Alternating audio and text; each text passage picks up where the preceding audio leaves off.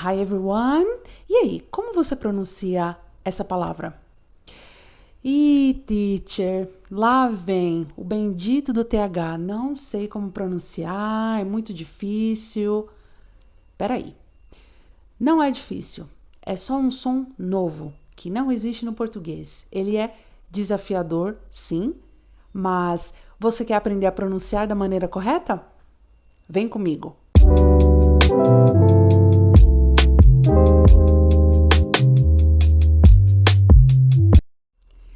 Essa palavra aí, obrigada, é pronunciada thanks. Então perceba que para produzir o som do TH, nós precisamos colocar a língua para fora. Então, nada de sentir vergonha, porque é assim mesmo que é pronunciado. A ponta da nossa língua fica para fora dos dentes e a gente vai empurrar o ar com a ponta da língua. Então, nós vamos fazer.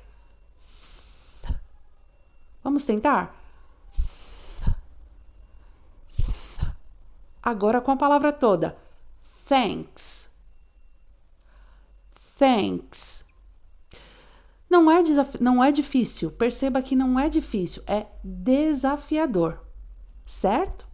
Vamos ouvir então um grupo de palavras com o mesmo som. Lembre-se de ouvir e repetir para guardar na memória, ok?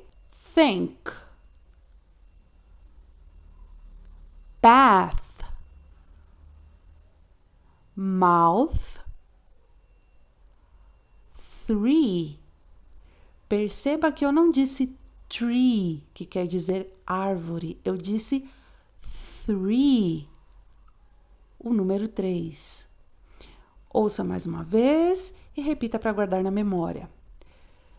Think, bath, mouth, three. Gostou da dica?